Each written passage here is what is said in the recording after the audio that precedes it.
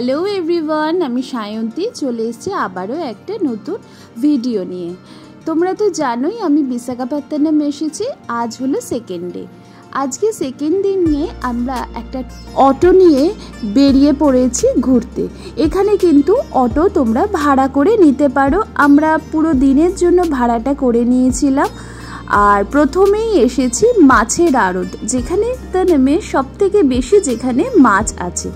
তো বেশিক্ষণ ওখানে ছিলাম না, খুবই স্মেলি জায়গা। যারা শুটকি মাছ পছন্দ করো তারা অবশ্যই কিনতে পারো, ওখানে অবশ্যই প্যাকিং করে ব্যবস্থাও আছে। এরপরে চলে আসছি রস হিল। এটা একটা খুব সুন্দর জায়গা, পাহাড়ের ওপরে একটা খুব সুন্দর একটা ভিউ পয়েন্ট আছে, আর রয়েছে একটা চার্চ।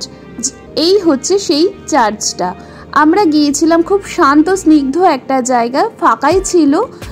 ওখানে গিয়েছিলাম এই ভিউ পয়েন্টটা দেখতে। প্রথমেই বলেছি সকাল সকাল বেরিয়ে পড়েছিলাম আমরা, তাই পুরো জার্নিটা আমরা খুব স্মুথভাবে যাতে করতে পারি। অনেক কিছুই পয়েন্ট ছিল, সবটা অবশ্য আমরা কভার করতে পারিনি। যেটুকু আমরা পেরেছি সেটুকু তোমাদের সাথে আমি শেয়ার করব। এই ছিল সেই চার্চটা।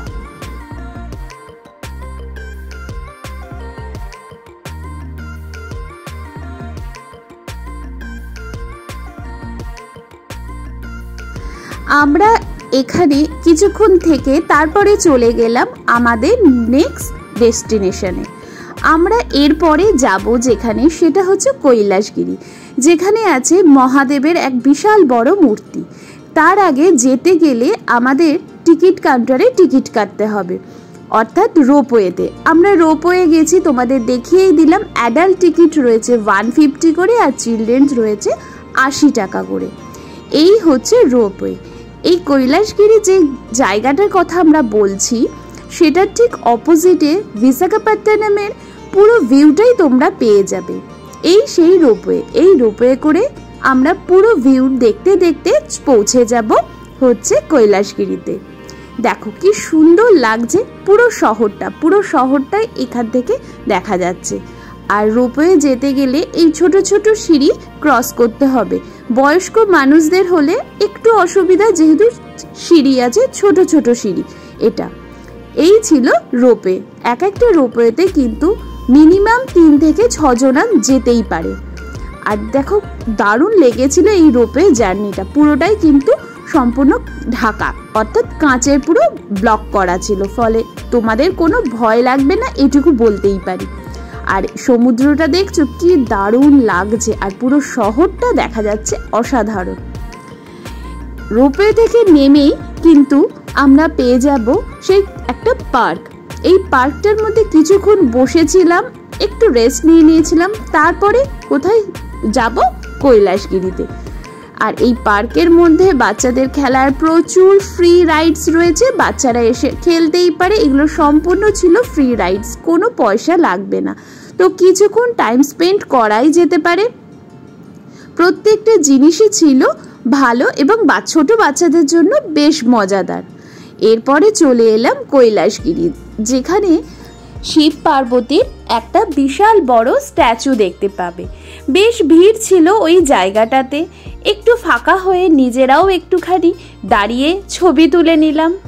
শিব পার্বতীর যে মূর্তিটা তোমরা দেখতে পাচ্ছ, এটার কিন্তু হাইট প্রায় 10 থেকে 12 ফুট কি তারও বেশি হবে। তো আমরা ওখানে গেছিলাম। এটা কিন্তু বিশাখাপত্তনমের সব থেকে উঁচু পাহাড়ের ওপরে তৈরি হয়েছে। আর একটা জিনিস যেটা আমরা মিস করেছি, সেটা হচ্ছে টয় ট্রেন।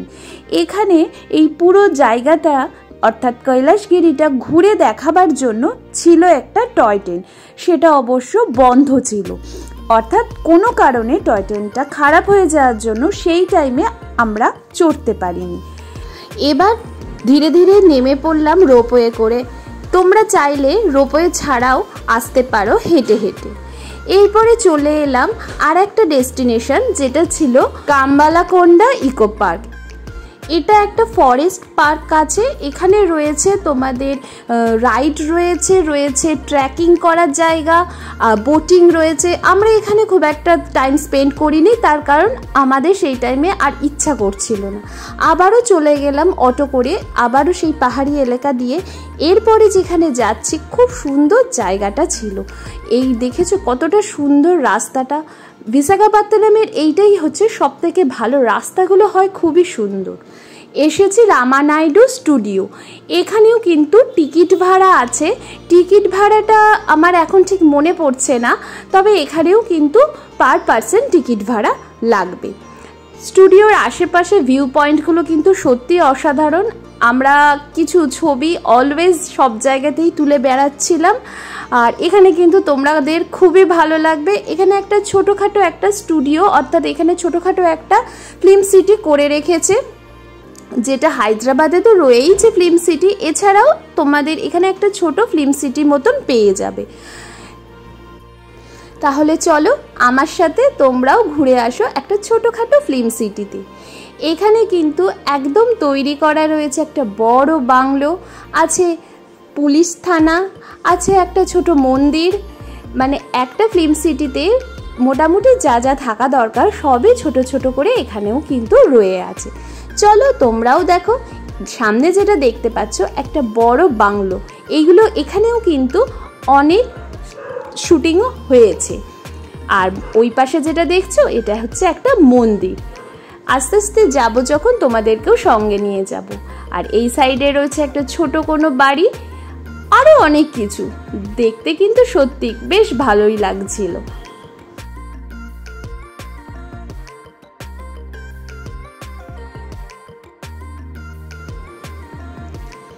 এই বাংলোটার সামনে দাঁড়িয়ে বেশ ভালো লাগছিল। আর ওই দেখতে পাচ্ছ একটা ড্রোন, এখানে অলরেডি একজনের প্রি ওয়েডিং শুটিং চলছিল।